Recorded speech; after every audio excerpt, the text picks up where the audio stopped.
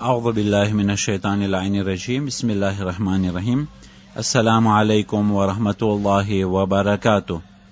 મૌલાએ કાયનાતની વસિયતો અંદરમાં 8મી વસ્તુ બયાન કરે છે વસલાહે ذات بينكم فإني سمعت جدكما صلى الله عليه وآله وسلم يقول صلاح ذات البين أفضل من عامة الصلاة والصيام.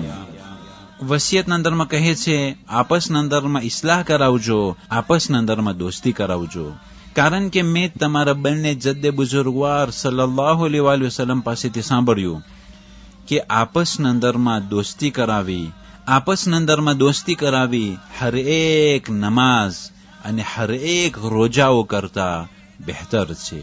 અઝીઝાને મોહતરમ, પૈગંબર આ પ્રમાણે કહે છે, મૌલાએ કાયનાત વસિયતના અંદરમાં કહે છે કે હર એક નમાઝ અને હર એક રોજા કરતા આપસમાં દોસ્તી બાંધવી બહેતર છે, અફઝલ છે.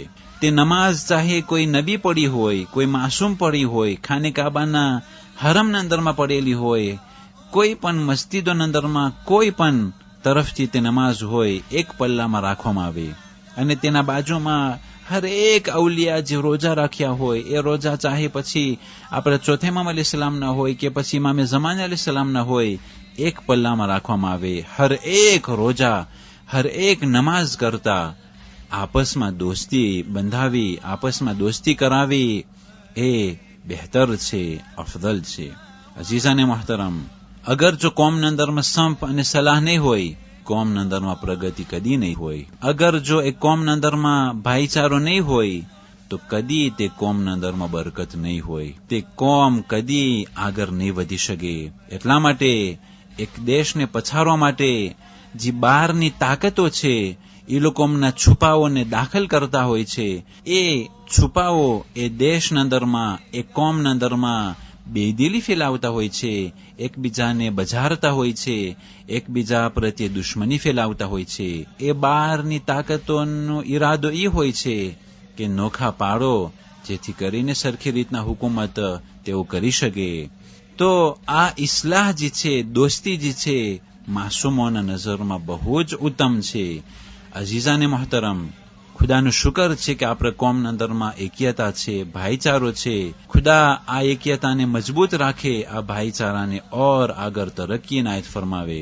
અગર જો દોસ્તી કરાવી એટલું અફઝલ હોય હર નમાઝ અને હર રોજા કરતા, તો આપસના અંદરમાં દુશ્મની ફેલાવી, ફસાદ અને ફિતના ફેલાવા અને ફાટા પારવા એ કેટલો મોટો ગુનો હશે, એના પછવારે કેટલો મોટો અઝાબ સમાયેલું છે.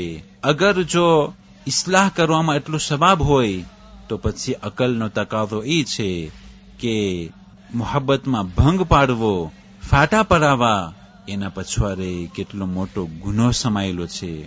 અઝીઝાને મોહતરમ, એ ઝાલિમોના ઇતિહાસ આપણે જોઈ ચૂક્યા કે જે લોકો ફાટા પરાવતા હતા એ લોકોનો અંજામ શું થયો છે. એ ઝાલિમો અમુક તો કેદમાં પુરાઈ ગયેલા છે અને અમુક તો હલાક થઈ ચૂક્યા છે. આ ઇતિહાસના સબકોમાંથી આપણે ઇબરત હાસિલ કરીએ કે માસૂમોના કલામો હક છે. ભાઈચારો, મોહબ્બત કોમના અંદરમાં, ફેમિલીના અંદરમાં, ભાઈઓના અંદરમાં એ મોહબ્બતને ઓર વધારો કરીએ.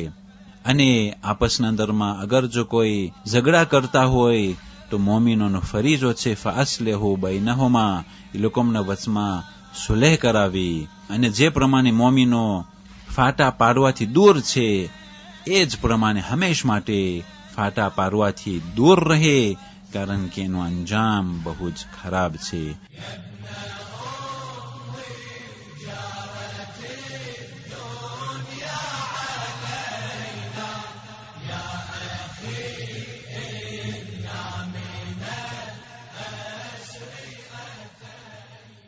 والسلام عليكم ورحمة الله وبركاته.